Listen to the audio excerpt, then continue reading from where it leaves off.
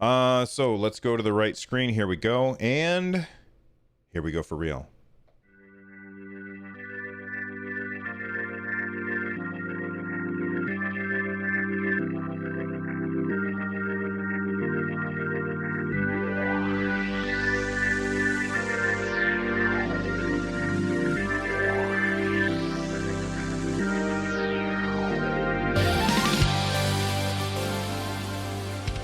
Welcome back to Stadiacast, episode 13. It feels like it's just yesterday that we decided to sit down and start this show. It does. Yeah, that's Lloyd Hannison right there. I'm Bill. We are your hosts for Stadiacast, the podcast for all things Stadia. Right now, you search for Stadia on the Apple podcast thing, and we're the first one to come up, which is awesome. There's also like a church one that comes up, but that has nothing to do with Google Stadia. I don't know why a church is using Stadia as but they've been around for a very, very long time, so I'm sure that they have a reason. Maybe it has something to do with Latin. Who knows? Before we get started, we record this show live over at youtube.com/Stadiacast on Sunday mornings at 10 a.m. Eastern. Leave a voicemail for Stadiacast by heading on over to runjumpstomp.com/voicemail from any device, and we may even play it either before or after the show. If you want to directly support Stadiacast, you can easily do that by heading to anchor.fm/Stadiacast. There's a button there that says support this podcast. For as little as $1, you can help us create future content just like this. Lloyd, happy Father's Day, my friend. Yeah, happy Father's Day, Bill. Happy Father's Day to all the fathers out there that are patiently waiting with their founder email printed that they stare at every day. They fold it up, they put it in their wallet so they can take it out and look at it almost like a child. I think that's a fitting thing to do on Father's Day. There you go. Oh my gosh, that's too funny. Let's talk about Ubisoft, because last episode we talked about the Stadia Connect, which came out, and then E3 kind of happened after that. It's almost like Google was kicking off E3 with their gaming stuff, and so then we recorded on Sunday, and then all kinds of, well, maybe not all kinds of stuff, but some interesting things happened at E3 that are about Stadia, and Ubisoft is really going to be our main discussion today. And the reason for that is because Ubisoft is definitely supporting Stadia like a lot. They're all in. In fact, I think they said almost. Did they say every game that they showed was going to be available on Stadia? I believe so. I think they said something along those lines. But the interesting thing was Phil Harrison was being interviewed by Jeff, and I always mess up his last name, Keighley? Keighley, yeah. Keighley. He was being interviewed by Jeff Keighley, and they were talking about monetization and how they could get developers on board. And Phil Harrison said, well, we could even see at some point a publisher leveraging a subscription on top of Stadia. Like we would fully support that. And when he said that, the thing that I thought was, oh, he's talking about like MMOs like World of Warcraft or Final Fantasy 14 or Elder Scrolls Online or games like that have these subscriptions. And so I fully expected at the Square conference for when Yoshi P came out for him to say, and we're bringing it to Stadia, but he didn't. But at the Ubisoft conference, we found out a little bit of information about how that kind of thing might work. Lloyd, you want to break it down for us? Before that, we had that little Google interview when we were here last episode with Patrick Beja. We said maybe this is going to be the apology tour, which really isn't an apology tour, but kind of the let's roll back some of the things we said and focus on what we really meant. Turns out that didn't happen, and I was a little bit confused at some of the things that were said, and particularly was that actually we would offer or we would allow other companies to offer subscription on Stadia. And I was like, oh, what does that mean? And then sure enough, at the Ubisoft press conference, they announced the Ubisoft Plus, which is the ability to play over 100 PC games with all of the DLC. So it's different than Xbox Game Pass, which just gives you the games and then you have to buy the DLC if you want it. So Ubisoft Plus is $15 a year, and they're going to offer it on Stadia. A month. Or sorry, a month, and they're going to offer it on Google Stadia. So Stadia potentially could turn into kind of like your cable provider, where you get your HBO and your Showtime and your sports package. Now you can get your Stadia with your Ubisoft Plus, and then maybe Game Pass or whatever in the future, which I doubt Microsoft would do off the bat, but another service like Game Pass.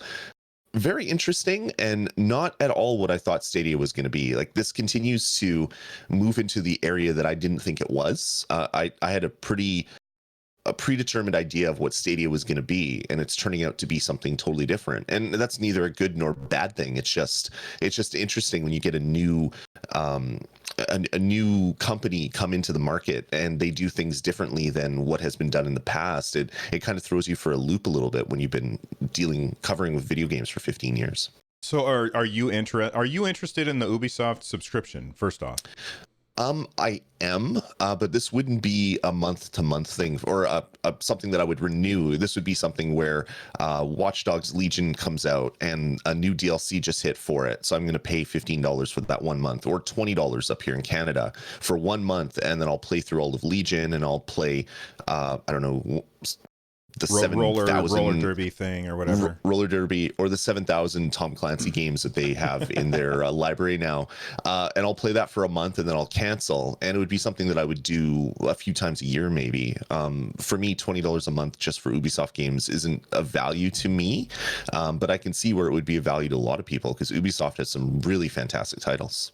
Yeah, I'm in the same boat as you. At first, when Ubisoft mentioned it, I would think I was live streaming it on Twitch with a buddy of mine, and we were kind of talking over the conference and poking fun at the little old lady shooting dudes on Watch Dogs Legion, which, by the way, looks incredible. Yeah. And I'm sure that's coming to Stadia. But what do you mean you were there too? Were you there with us? I was on the stream with you guys. Okay, because I did 2 different streams and I couldn't remember which stream you were with me. So yeah, he was there too. Where was I going? Oh yeah. So I was watching that, and they said the price of the Ubisoft Plus, and I thought to myself, that is way too much money. But I'm not somebody who cares about the Tom Clancy stuff. Like, I don't think I've ever played a Tom Clancy game for more than 5 minutes, and it's not because they're bad games. They're just not my games. They don't appeal to me, so I don't that's not for me. There's a lot of I recognize that I am in the minority here. There are a lot of people out there that adore the Tom Clancy games, the realistic military shooters and that kind of stuff. Like, that appeals to a large demographic of the population.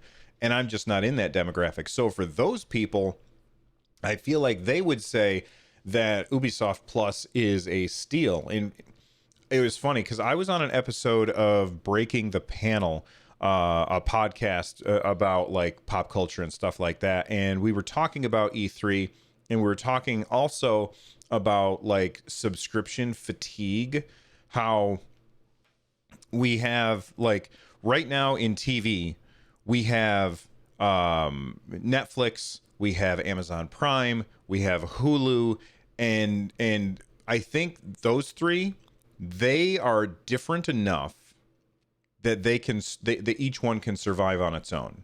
Then you start adding in other ones like and HBO. I feel like HBO can survive on its own, although maybe not so much now that Game of Thrones is over.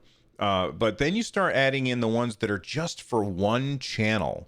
So like CBS and DC Universe and WB and all these other smaller channels that they just don't have nearly as much content to justify that large subscription. So, for instance, my wife and I, we wanted to watch the Karate Kid. What the hell is it called? Cobra Kai. We wanted to watch Cobra Kai last year when it first came out. And so we subscribed to YouTube. Back then it was called YouTube Red, which is probably the worst decision in history. And if you don't know why, then you're probably better off. But YouTube Red is what they called it. We subscribed to it for a month.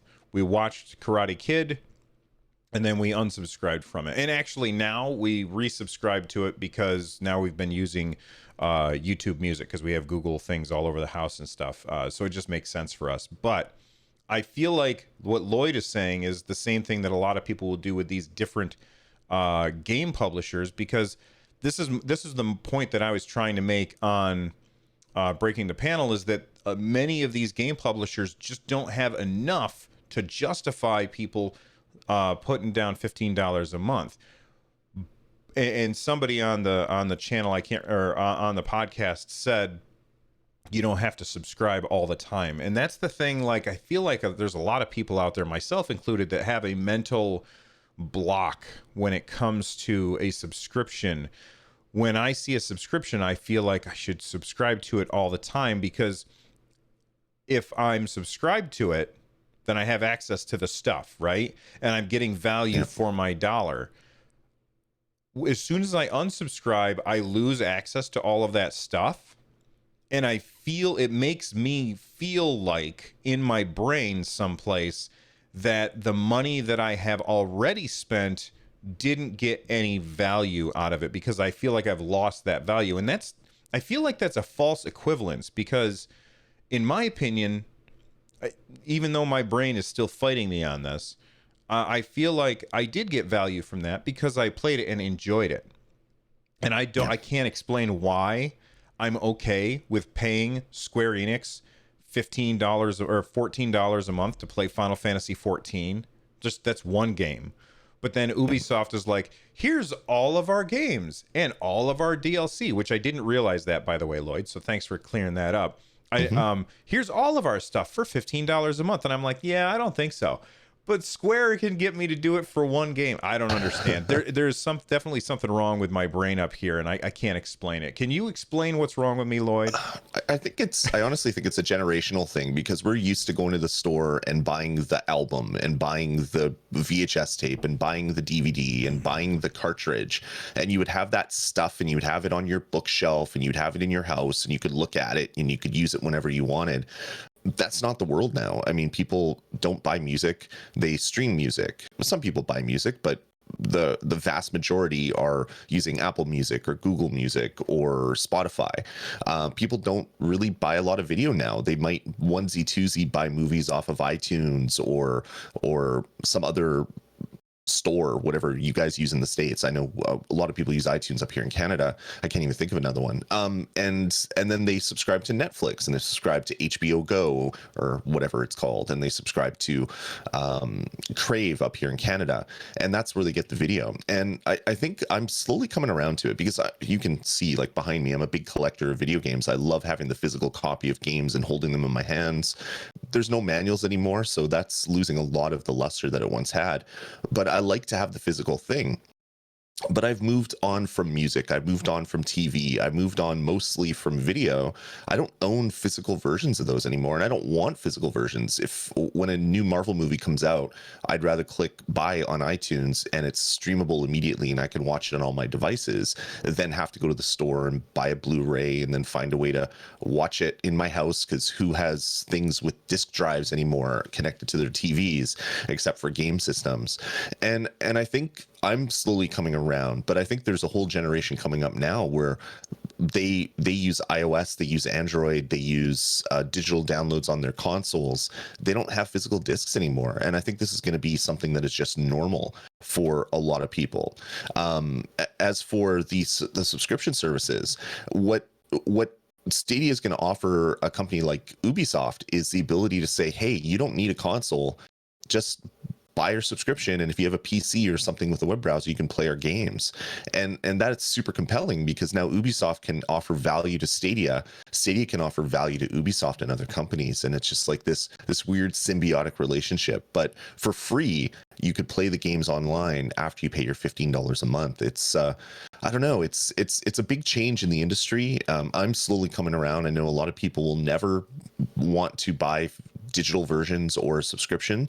I fully get that. I know I have a lot of friends that have like 1,000 DVDs and Blu-rays in their basement, and that's the way they want to roll. And I fully understand that. But I've come to the realization recently where I just don't want more stuff. I want less stuff in my house. So doing digital stuff, I think makes a lot of sense for me. Now, here's a question. A very important question, and I hope everybody at home or watching it live in the YouTube chat is listening, and I would love to hear what you guys think. Do we think that Stadia Pro, which is $10 a month, will be a requirement for being able to subscribe to Ubisoft Plus or EA Access or Microsoft Game Pass or whatever else there is out there? Or will that be just like they said, just get you the other stuff, the discounts and the higher resolution? What do you think, Lloyd? I don't know. I think they're gonna fully set the tiers to be a resolution thing. So if you're okay with 1080p, you can just do the free thing. But if you want more than 1080p, you have to pay for it. But it'll be interesting. I've been wrong with almost everything that I've been thinking about Stadia. So maybe I'll be wrong about that as well. But I think the dollar amount is for the resolution and the free games and whatever, the monthly free games or whatever they're going to offer. If they do change that, I think that's going to be weird, because you're paying your $10 just for the sake of then paying $15 to play the next Ubisoft game. It's kind of a weird value for people to kind of get their head around. And I'm not saying that I read that anywhere. It's just a question that I don't feel like they asked or answered. However, Diction in chat says it's not a requirement. I think it was confirmed. And if you guys have the link to wherever it was confirmed, then tweet it to us. I'm at Run Jump Stomp. He is at Dasme, Dasme, and we are together at Stadiacast. So tweet at us and let us know that link, because we would love to be able to include that in the show notes so that people can read that as well. Where was it here? Noah in chat says, if that's the case, that would be terrible. A Cranox just retracted his message, so I don't know what it said, but that's okay. So anyway, are you going to subscribe to Ubisoft? I think I asked that, and you said maybe once in a while. That's right. Yeah. And I was listening through a lot of the panels and a lot of developer interviews about that question. Do you need Pro? And I don't think anybody confirmed it that I saw. It doesn't mean it wasn't. It just I missed it. But one thing that was kind of confirmed is Square Enix says that they want to do a subscription as well. So maybe you will get that Final Fantasy VII remake on Stadia after all, Bill. Yeah, and I honestly, well, first off, Final Fantasy VII Remake is coming. I think when they first announced it, it said coming first to PlayStation. So that's a timed exclusive. I'm going to buy it on PlayStation because I am not waiting a single day to play that game. In fact, honestly, that was my favorite game of the show. Like of everything that I saw at E3 this year. At everything that I saw in my studio this year, because I didn't go to E3, everything I saw, Final Fantasy VII Remake was the standout hit for me. I feel like, and we can talk about it. Do you want to take a minute and talk about E3 in general? Sure. Yeah, okay. Let's do that. So overall, E3, I felt like this year there were a couple of games that really stood out. But for the most part, I was irritated with the fact that it was cinematic after cinematic after cinematic, and the exceptions to the rule this year. The exceptions to the rule were the games that didn't treat me like an idiot and showed me the damn game. because I can't stand it when we don't get to see the game. So my favorite moments from E3 this year were Cyberpunk 2077. That game looks dope. I don't care that Keanu Reeves is in it. That doesn't interest me. That doesn't get me excited about it. But that game looks fun. Final Fantasy VII Remake, again, showed gameplay, looks awesome. Can't wait to play it. I feel like they have landed that plane that they have been struggling with for so long of marrying real-time combat with turn-based combat. I feel like they finally nailed it. Watch Dogs Legion. I thought, and again, that was all gameplay. They didn't show a cinematic. And then the Nintendo Direct and the Treehouse stuff, because that was almost all gameplay. There was very little just cinematic stuff. So those were my favorite moments. And I think all of my favorite moments were when they showed us gameplay. What are the odds? What were your favorite moments from E3? And then we'll get back to Stadia. Sorry for the deflection. Sure. I think this year's E3 just shows that we're a year before all the new consoles come out. So there was not a lot of new games shown. There was a lot of updates to old games, which was okay. It was good to see things like Cyberpunk 2077, Fallout 76 announcing a battle royale. I mean, why not? Sure, go for it. Have fun with that. My standout was Nintendo. I didn't know how Nintendo could beat Square Enix because they had a really strong presentation that showed off a lot of games that I want. But then Nintendo just hit it out of the park with all their content. In fact, they had so much content that Super Mario Maker 2, which is coming out shortly, was just thrown in their sizzle reel at the end, which kind of blew me away. But yeah, I agree with you. There was a lot of pre-rendered trailers. There was a lot of talk about games, and there was very few actual gameplay. And in fact, I don't think there was anybody that was just standing on stage playing the game anymore, which used to be kind of a staple of the E3 presentation. But there was a lot of yelling, and I like what Nintendo did because no idiots in the crowd were yelling stuff. So maybe companies will do more the Nintendo thing going forward. I don't think that they will. I prefer what Nintendo does for more than, I mean, yeah, I don't want to call anybody an idiot, and Lloyd is just kind of being jokey about it, but it was annoying to watch, like especially the Bethesda one, when they were showing Elder Scrolls Online, and there was this one guy in the crowd who was losing his mind every time that they said a word, and it actually slowed down they couldn't get everything out because this guy was so loud. That was really, really annoying. But the thing that I wish that Square Enix would learn from Nintendo is that forcing us to watch a translation is so slow and destroys the momentum of unveiling stuff. So this guy's saying something in English, asking a question to somebody in who speaks Japanese. There's a translator that then translates it to Japanese. The answer comes in Japanese. The translator translates it to English, and this back and forth. And the thing that makes it so mind-boggling that they do this is because they all know what the other people are going to say ahead of time. Drives me crazy, absolutely crazy. But I feel like, and I was with you, I said there's no way that Nintendo can top what Square did. But then they showed Breath of the Wild 2, and I was just like, that's my favorite game of all time, so I melted. But somebody in chat, I saw it someplace, and now I've lost it. I don't know where it is, but somebody in chat mentioned Cyberpunk 2077 coming to Stadia. We don't know yet. I don't see why it wouldn't. It makes a lot of sense to bring it to Stadia because that's one more place where you can sell to more customers.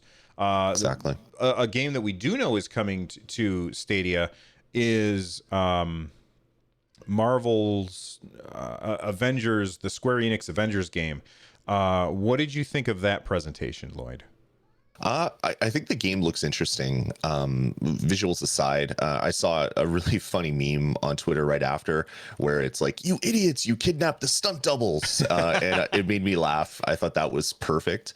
I'm really excited for it. I love the fact that they are saying that it's going to be a multi-year game. They're going to be dropping other superheroes into the story that are going to be free.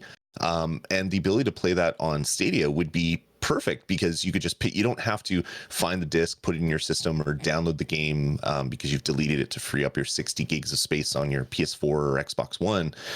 Be able to just click a link and then play that new content is really, really compelling to me. So I'm really stoked about it. And coming to Stadia for me is just, that's probably where I'll play it because it'll look better than any of the consoles I have in my house. So I watched. So first off, at the Square conference, they showed off Final Fantasy VII Remake. My mind melted. The middle of Square's conference, I really don't remember anything because I was just so hyped up on Final Fantasy VII stuff because that's probably like my second favorite game of all time. So I adore that game. So having like everything that they showed just kind of exploded my brain. And then by the time the pieces of my brain found their way back together, they were showing the Avengers stuff. And the Avengers stuff, I thought, well, first off, no gameplay was shown. It was all cinematics and stuff like that. And like that right there just doesn't pass the smell test for me. But I have heard that they took journalists behind the scene and showed them 25 minutes of gameplay, and the journalists were like, "This is dope. You're all idiots for not showing this to everyone." And so I don't know how to feel about the Avengers stuff because I don't know what it like. I did see a video. Somebody was like recording it from their phone with a couple of like between a couple of chairs, and you could only see like, I don't know, an inch of the screen. And I was like, well, I'm not going to sit here and watch this. I'll just wait until Square actually announces it. But honestly, like I don't know how to feel about the Avengers game because we didn't get to see gameplay and we have no idea when it's coming out either. Yeah, it's always a fine line that they walk during their presentations of showing gameplay and then saving that for all the people that work at gaming sites and magazines to come in, so they have content to talk about. So you get that dance. We had that with Cyberpunk 2 years ago, and then they basically took that video that they showed these people and then used it at last year's E3 when they did that big playthrough. So maybe we'll get an event at some point in the near future where they'll show some gameplay. But I'm excited for it. I love I love Marvel, even though Disney bought them. It hasn't changed my love of it because they haven't changed any of the stories. They're letting them do their own stuff. And to have multiple video games coming out with Marvel characters that I love in it is only a good thing. Marvel Ultimate Alliance comes out in a month, and that's going to be fantastic. It looks great. I loved Marvel Heroes, and this looks like it took the Ultimate Alliance and mashed it up with Marvel Heroes, and I'm set for it. More Marvel is good, and the fact that they have a really good team writing the story for this, I'm really excited. But like you said, we really don't know, even though a lot of trusted reporters that I do trust are saying that it is going to be a fantastic game. Very good. So I want to address something in chat real quick. Anthony in chat says, so if you have a data cap, which I don't and Lloyd does not, you would hit your data cap in 60 hours of gameplay. But that's also if you're watching. But when he says, do any of you actually play 20 hours of games a week? And I know that I don't, but you also have to remember that not everybody lives in a house with just one person. So if I'm playing and Lloyd is my roommate and he's playing, and maybe we can't quite pay all the bills with just the two of us, so we have a third person move in, now we can burn through that data cap much, much faster. And you also have to remember that you're doing a lot more with the internet than just playing Stadia. So data caps are a real concern.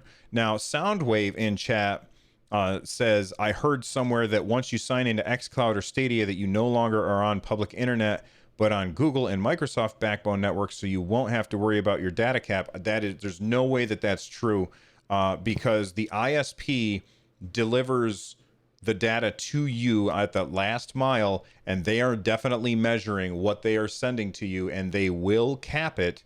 If they have data caps, they will detect that you're using it. And yeah, you're on Google's and Microsoft's backbone, but all that means is that all the stuff that happens in the game is not happening on your end, and they're just sending you a YouTube stream. So if you are concerned with data caps, I see a lot of people out there who say that data caps are not really a concern, and those people are wrong. It is a real concern. It's not a concern for me or Lloyd because we don't have them, but that doesn't mean that in the future our ISPs won't become a bunch of wads and institute bandwidth caps. So only time will tell. Lloyd, you got any insight on this?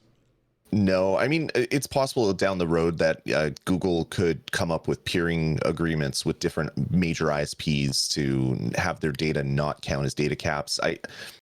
I don't think that's going to happen, not in the near future anyway. The best way to get around that is to play in 1080p, because I think an hour of 1080p YouTube video takes about 1.5 gigs. So it would take you a long time to burn through a terabyte that way if you're just playing in 1080p. But once you go to 4K 60 at HDR, you're using way more data. So you can kind of control that a little bit yourself. Yes. And something else to keep in mind, like Lloyd was mentioning, my brain had a thought, and it's still struggling from the Square Enix thing and then the horrible foods that I ate in the past couple of days. But the peering thing that you said with between Google and ISPs, I know that there's a lot of people out there who would really hope for that, to say, hey, I want Google to peer with my ISP so that the Google Stadia stuff doesn't count against my data. And I would say to those people, I understand, but that is against everything that net neutrality stands for. And I don't know how Lloyd feels about this, but I am very much in the on the side of every bit that is delivered to you on the internet should be treated 100% equally, because if it's not, that leads us down a very, very slippery slope where you are being controlled by what you are allowed to see and not allowed to see. And I think that if Google peers with an ISP to say Stadia stuff doesn't count, I think that is very, very bad for the industry. And actually, and I know I'm being very hyperbolic here, but I feel like it is bad for humanity as a whole, because the internet is way more important than making sure that you get to play your video games. And that's just how I feel about it. Soapbox out of here. I'm sorry. So I just wanted to make sure that I said that. Okay, we've got some news stories. You want to hit us up with the first one, Lloyd? Sure. So this one's pretty interesting. There was some discussion at E3 about Destiny 2 being on Stadia, and they talked about crossplay. So we already know that it's going to be cross-save somewhat. You're going to be able to take your save file from your PlayStation, maybe, but from your Xbox and PC versions of Destiny 2, and those will get stored up in the cloud somewhere. And then when you play any of those platforms, you'll be grabbing your save game from the cloud. So it was asked, can we do crossplay? Because currently Destiny 2 is it's siloed. So you're playing PlayStation with PlayStation and Xbox with Xbox. And so I guess Mark Noseworthy came out and said, we've already mentioned that we'd love to bring crossplay to Destiny 2. There's no policy or technological barrier preventing us from including Stadia, but we'd be looking to include every platform. This year, though, we're focused on delivering cross-save to all platforms. So it sounds like it is potentially something that will happen, but it's not something that's going to happen right out of the gates. So you won't be playing with your PlayStation friends on your PC yet. Maybe in the future, though. That's right. And a lot of people only got half the story. In fact, until about an hour and a half before the show, I only had half the story because it was just posted someplace that Stadia will only be able to play with Stadia and won't be able to play with PC. And then it said, and there was no reason given. And I tweeted out, I said, Bungie, this is ridiculous. There's no good reason for this. But if I'm wrong and there is a good reason for this, please tell us. And obviously not in response to me, but in response to, I'm sure, a lot of people, Mark Noseworthy, who is a director over at Bungie. That's when then he posted this. And that makes perfect sense. I thought incorrectly that all like that everybody would have crossplay except for Stadia, and that's because of I did a bad thing. All right, so everybody look away. You don't want to see me. I'm hideous. I did a bad thing. I read a headline and I reacted, and I feel bad for it. So I apologize. Anyway, that being said, you know, take your time, Bungie, get it right. Crossplay stuff, you don't want to have it turn out poorly. So you want to have lots of testing, and I hope that they take their time and do the right thing. I'm very, very happy that he said it's possible and it is coming. And this is something that a lot of people who I guess I would call them Stadia haters. And there's a lot of people out there because they don't want streaming stuff. A lot of people who are Stadia haters looked at this and they linked onto it. They're like, see, Stadia's terrible because of this. Well, no. Stadia, in fact, Phil Harrison said, we welcome developers to do crossplay, but it's up to each individual developer. So I'm sure that as the podcast goes on, Lloyd and I are going to have to continue to explain to everybody that if a game doesn't have crossplay, it is not because Stadia isn't capable or because Google doesn't want it to happen. It's because either the developer doesn't want to, they don't know how to, or either Xbox or PlayStation or Nintendo or PC, like somebody in the mix is fighting it. And of those five reasons that I just gave, I know the reason that's going to be the reason for most things, and that's going to be Sony is fighting it. Because Sony has been fighting crossplay tooth and nail, and a lot of people are very angry at them. I'm not happy with them. But if everything was reversed and Xbox had the lead right now in the video game industry, then Xbox would be the ones who are fighting them on this. So don't think of Xbox as the good guys because they want to do cross-play and Sony as the bad guys. It's always the people who are out in front that make these stupid decisions that because they're afraid that if they give an inch, they'll lose everybody. And that's the kind of thing that's happening here. Just two quick points. Previous generation, Sony was the person asking Microsoft to allow crossplay for games like Call of Duty, and Microsoft said no. So it happened, and everyone forgets about that. And Microsoft's like, we're the good guys. We want everybody to play together. No, you're just as bad as Sony, but you were bad in the previous generation when you were ahead. And then Teddy in the chat room breaks it down 100% perfect. Having crossplay between games, between other consoles, basically locks the maker of the game into providing patches to every console at the same time. So right now we have Fortnite. Fortnite's on everything. It's on Android phones. It's on iOS phones. It's on Xbox, PlayStation, PC, refrigerators. I have a watch that plays it. It's amazing. Well, it's just an image, but you know. All those have to come out every week with a patch. Whenever a new patch drops, every version gets a patch. And for the last couple patch cycles, not the last one, but I think the previous two, iOS didn't get updated till about a day after all the other consoles. So you have everybody online saying, why the hell can't I log into my game and play? So that is a huge blowback against Epic for doing these patches on all the different platforms. And they have a huge team doing it because Fortnite's making all the money in the world. But other developers maybe won't have that same development, I don't know, bandwidth to have all these people working on different versions across platforms. So it'll probably happen to some games, but it won't happen to every game. And don't think that money is the sole reason, because Blizzard makes a ridiculous amount of money, right? They're swimming through it. Probably not as much as Epic these days, but they've got their Scrooge McDuck vault full of money that they get into their onesie and swim around in. And I can't remember the guy's name. Who's the guy in charge of Overwatch? Do you remember his name? I don't. All right. Well, guy in charge of names. Overwatch, we forgot your name, and you'll just have to. That's okay. He doesn't care because he doesn't know who we are. But Exactly.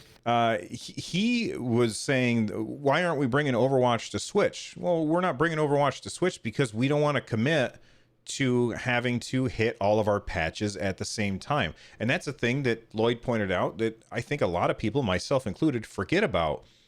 Just porting the game to another platform doesn't mean that you're all done, because then if it's an ongoing game, like most games are these days, it's seldom where a game ships and the developer just moves on with their life. You have to patch everything at the same time if it's multiplayer, and that's something I forget about too. That's why Overwatch is not on the Switch, because they're already going all out, hitting 3 platforms and keeping 3 platforms at the same level all the time. So actually probably 4 platforms. I don't know if Overwatch is available on Mac or not, but I'll bet you it is, because Blizzard is a big supporter of Mac stuff. Anyway, those are 2 really, really good points. And Chris Bonan, but I'm just going to say Chris Banana, and I'm sorry because I couldn't help myself. He is telling me who it is. It's Jeff Kaplan. Thank you for reminding me. Somebody please tell Jeff Kaplan who we are and that he should come and talk about video games with us. Anyway, story number 2. We've got the Stadia Pro subscription. Gamers will have access. This is a quote from a video. Gamers will have access to a full rotating roster of games. And a lot of people are latching onto that rotating word, and they're kind of inferring that means that we won't have the games that. So how do I want to explain this? So like this month you'll have access to Destiny, and next month you'll have access to Overwatch, and the month after that you'll have access to Rocket League, and then Destiny will come back. And I think that there are people who are interpreting that the wrong way. And I could be wrong about this because we don't have any real confirmation, is that the way I assume it will work is a lot like PSN and Xbox Live Gold, where when you subscribe, they have these games that are free for the month. And if you go in there and say, oh yeah, I want that, buy it for $0, because I do that at the beginning of every month. I have a little thing that goes off on my calendar and says, hey, log into your PlayStation and check all the stuff somewhere in that first week of the month. And so I go in and I'm like, okay, buy, never play them. And that happens all the time. So like, I feel like maybe that's what they mean by rotating, so that the games are free for that month. And then once you hit the buy button, they then belong to that account as long as you continue to subscribe. I could be wrong about that. Reactor in chat is saying that the Game Pass rotates. Now, I don't know much about Game Pass. This is my first month subscribing to it. Lloyd, do you know more than I do? I don't have an Xbox Live subscription. I don't have a Game Pass subscription. I will have a Game Pass subscription, Game Pass Plus or whatever, Ultimate, because I'm going to be buying a bunch of Xbox Live time so that I can upgrade it for $1, so I can pay that stuff on PC, because that's really where I want to play those Xbox games. Well, what do you think is the correct interpretation of it? That the games are going to come and go, or that they're going to come and if you buy them, then you'll have them? I think it's going to maybe be a bit of both. I think they're probably going to have some free games that you can add to your library, and you'll own those. You can play them at 1080p or 4K if you pay your $10 a month. But I do think they're going to have a base library of free games that are just free to everybody that has a subscription. But again, I've been wrong every single time. So my guess is just completely 100% a guess. But that, I think that makes the most sense, where you want to have, for $10 a month, you want to give people a few things to play. Maybe not 100 games that's in Game Pass or Uplay Plus, but something. And then that will keep getting added to over time. Like if you've ever subscribed to Humble Bundle and you get their Humble Monthly, they have a collection of indie games that is available if you've paid for Humble Monthly for that month. So maybe it'll be something similar to that. But again, all bets are out the window. I think I have a good handle of the industry, and then I'm wrong, and it's like, okay, well, I don't know this. This is weird. So Google is just this weird outlier where I don't really know what they're doing. And I think that I kind of hinted at this, but that doesn't really bother me either way. Mostly because, like, my PlayStation, like I said when I was kind of describing the PlayStation, is every month at the beginning of the month, I log in, I look at the games that they're giving me for free, and it drives me crazy. You can't, if you're just listening to the show, then I did air quotes with free. People are always saying that you get free games with your PSN account or with your Xbox. It's not free. You're paying for it. If it were free, you wouldn't have to pay for it. But that's beside the point. It's just the games that come with your subscription each month. Like, I never play them. Because most of the time they're older games that I've either already played or I wasn't interested enough the first time around to play them. And now all I'm doing is collecting access to games that I will probably never play. And I think that I would say 95% of the games that I've received on PSN over time, I've never once installed or booted or played at all, ever. And that's not, that might just be me, but I feel like the idea of having something where it has a rotating list of new games, kind of like Game Pass from Xbox, I think that is much more appealing to me, especially because I don't finish games. I am somebody who's in fact, a lot of my audience make fun of me because I see a shiny thing and I'm like, oh my God, that thing is so shiny. And then whatever I have in my hand now, I just forget about, and I stop playing. I play the shiny thing for a little while, and then I see another shiny thing, and I never finish anything. So for me, I think having a game for a month sounds pretty good. I probably will only play it for a week, and then I'll move on to something else, even though everybody else is taking 6 months to play through Skyrim.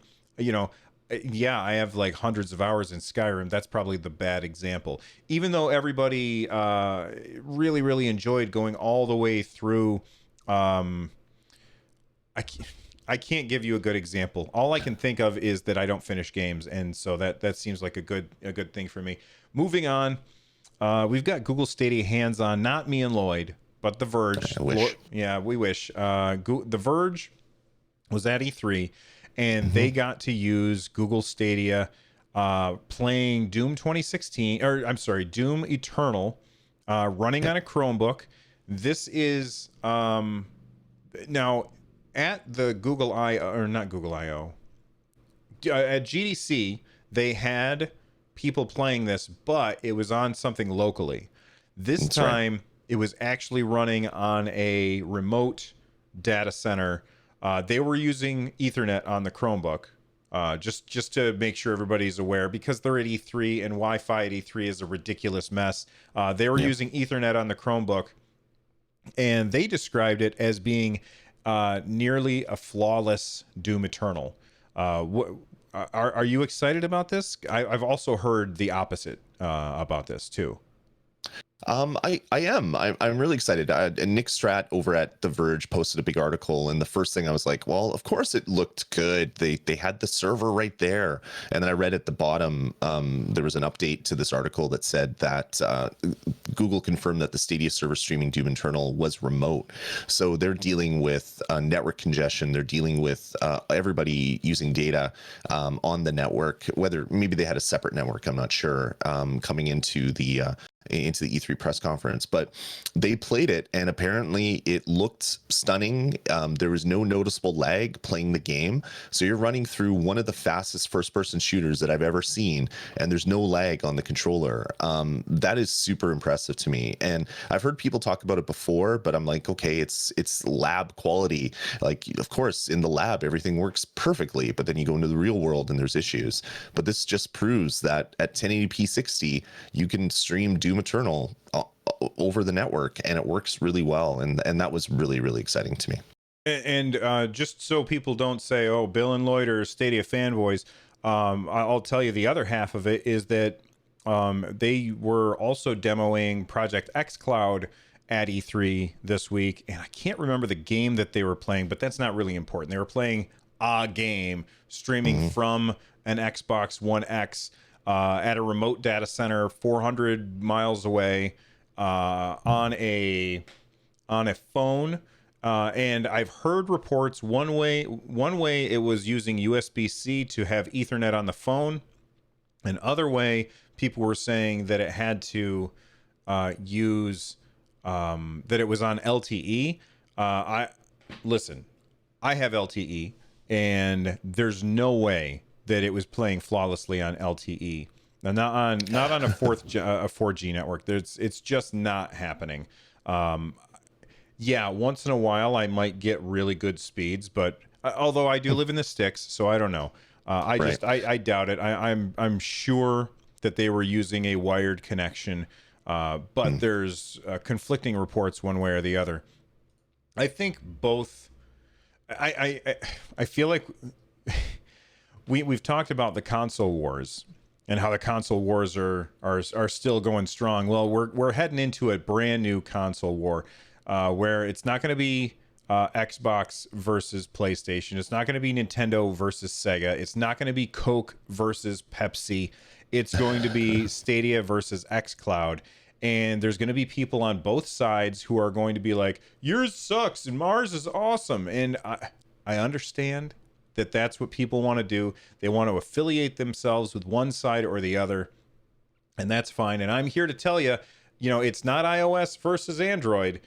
It's the same thing over and over. They all do the same thing. All right? Like side A versus side B, they all do the same thing. And if that's the one you want to use, then use it, but you don't have to try and shout down the other one.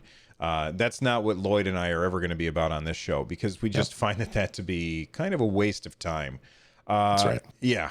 So let's take a quick break for our sponsors, and when we get back, we'll hit up feedback from people tweeting at us. The Atari 2600. Now get up to $30 in rebate offers plus a free Pac-Man. Okay, well, you can't get a free Pac-Man by tweeting at us, but if you do tweet at us, we might even read it on the show. Anthony Talcott tweeted at us. They said, question for the podcast. They said, what in the world is Bethesda Orion system and how does it work? Lloyd, do you want to tackle this or you want me to hit it up?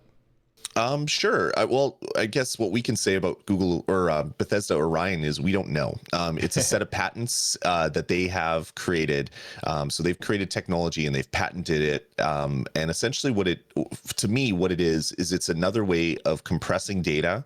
It's another way of making your game engine run in a way that allows for streaming. So they're saying that if you're doing a high quality stream, if you use Bethesda Orion technology, your stream could be up to 40% smaller. So that means you're getting more data, or you're sending the same video with less data, so you can have more data in your data cap available for playing games, which is great.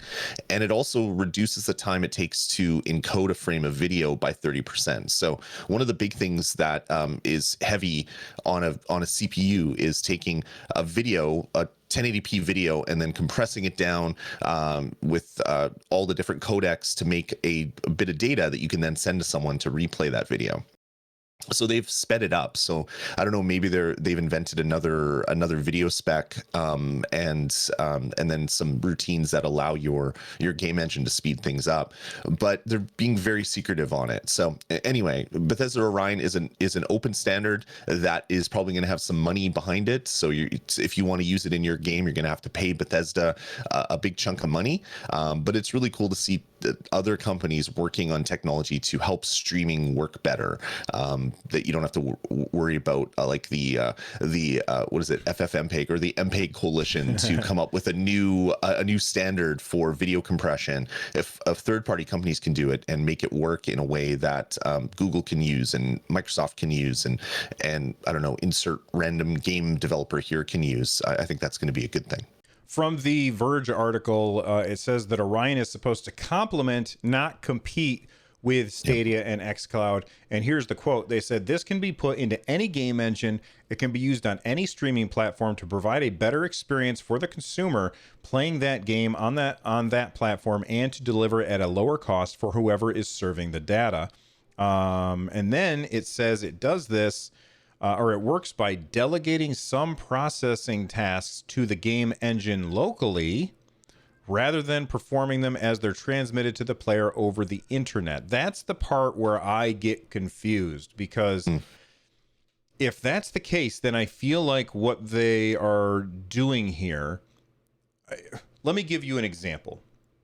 Let's say that Elder Scrolls 6 is a streaming game, and you can play it on Stadia, or you can play it on xCloud, or you can buy it from Bethesda, and you can buy it for your phone, from the iOS App Store or the Android, the Google Play Store, wherever it is that you want to use your mobile phones. We're not having the mobile phone wars here. All right. So you play it on your phone. It downloads a client to your phone that does some of the tasks on your phone, and then the heavy lifting is done off-site and then transmitted to you. And this is why they can lower the 30% of the streaming thing. I don't know how I feel about that, because while that's good, that won't work on a Chromebook where you can't install. Well, I guess some Chromebooks you can install Android apps.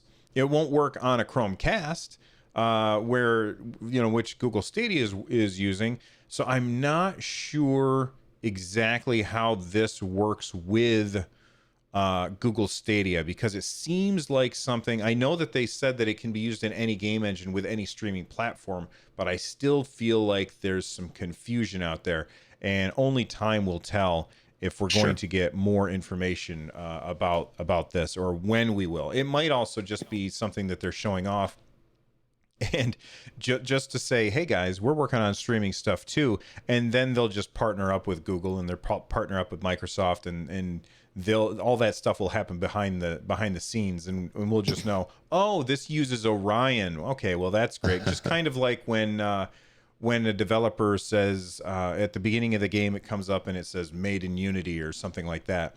Like, that might be the kind of thing that we end up seeing, but who knows? Anything to add before we wrap up, Lloyd? No, I mean, Orion is just going to be middleware. It's going to be, you'll get another splash screen on a game that uses it. It's also a suite of tools so that performing tasks on the local engine maybe won't work with all streaming services. If you don't have a thick client, if you're just accepting an HTTP stream over the internet, a video stream, that's not going to work. But some of the other stuff that they're doing could work. Teddy in the chat room says, I think Orion is intended to run fully in the cloud and take advantage of region of an interest encoding, much like what Google's doing. And that's true. So they're encoding the parts of the screen that change a lot every frame, but other things that don't change, maybe those are just stored and not being encoded and sent to you. So very much like H.264 and H.265, they have that built into them. That's how you can get a 4K stream from Apple without your pausing every 3 seconds. Orion's going to do that. Maybe they've come up with some other codecs that work a little bit better for frames that are changing a lot between frames, or for scenes rather that are changing a lot between frames, but we don't really know. It's middleware that one developer is making and offering the license to other ones. So it could be huge, or it could just be another blip, but I guess time will tell. All right. Well, we have we're coming up on an hour. I think it's time to wrap up. You can follow the show on Twitter at Stadiacast. You can follow me at Run Jump Stomp. Lloyd, where they're going to follow you where? They can follow me at Dasme on Twitter, DASME. Be sure to use the hashtag Stadiacast when you tweet at us, because we both have other shows, which, by the way, you should check out our other shows. You can find mine at runjumpstomp.com/shows. You can find Lloyd's over at resd.tv. That's R-E-Z. No, you better do it, because I'm going to screw up the Canadian weird spelling you got. R-E-Z or Z-D.tv, res.tv for all the podcasts we do on our network. There you go. And we'd like to thank the unofficial Discord server of the official Stadia subreddit for letting people know about our show, which you can check out over at bit.ly/Stadia Discord. Music that you are about to hear is Subterranean Kamikaze by Zircon. Check out their stuff at zirconstudios.bandcamp.com. We will see you guys later. Goodbye.